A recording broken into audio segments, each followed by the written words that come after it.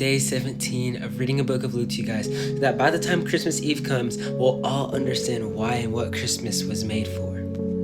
First, in the book of Luke chapter 17, we read about the teachings of forgiveness and faith, where Jesus tells us there will always be temptations to sin, but what sorrow awaits the person who does the tempting. As followers of Christ, we want to be people that lead other people towards God, not lead him further and further away from him. And I mean, leading someone into a temptation to where they know they're not going to do the right thing can happen in many different ways. Like, let me give you an example. Let's say your friend gets in a fight with someone, but it's not like a fist fight, but like it starts off slow and it's a fight that happens like over text. And then say they say something really bad about your friend, and then you're sitting there like, oh, I'm not going to take that. Are you going to take that? I would never let that slide. Things like that. And I mean, that's just one example of many examples that I could use, but that's one that I see oftentimes, especially in this generation. So remember, as followers of Christ, we should be leading people to Christ and not away from him. And then next we read about the 10 healed of leprosy. So there was these 10 men that Jesus saw, and they all asked to be healed. They were begging and pleasing God to be healed. And Jesus went on and healed them. But after Jesus healed them, Jesus told the 10 men, he said, go show yourself to the Pharisees and the teachers of religious law. So then that's what they did. They went on and they showed the Pharisees and the teachers of religious law. But then only one man came back to Jesus. One of them came back shouting and praising the name of the Lord.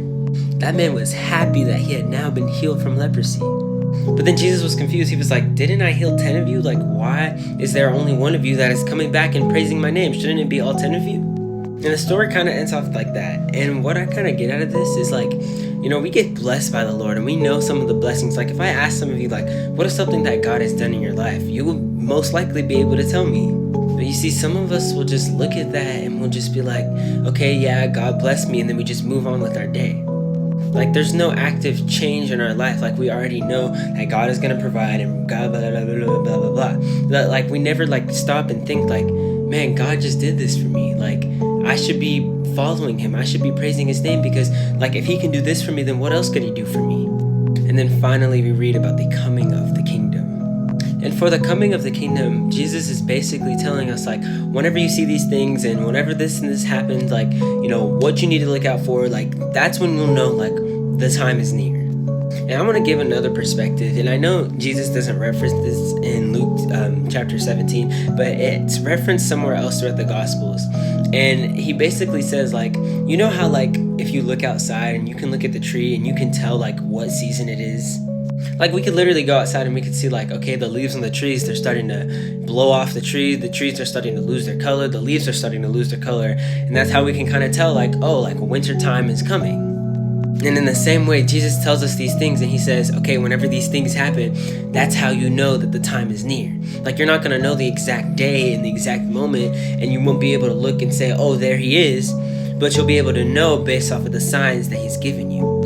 It even says, as he described that time in that moment, it says, that night 2 people will be asleep in one bed, one will be taken, the other will be left. 2 women will be grinding flour together at the mill, one will be taken and the other will be left. You will be separated. You'll be separated from some of the people that you love most.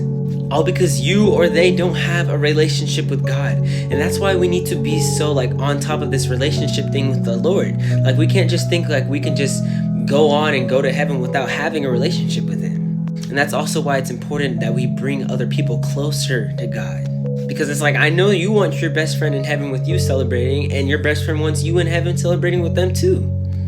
So that's why we need to hold each other accountable and not tempt each other, but lead them closer and closer to God. But anyways, y'all, that's all I have for today. I'll see y'all tomorrow for day 18. We're getting close. We're getting really close to Christmas Eve. So I'll see you guys. Go in peace.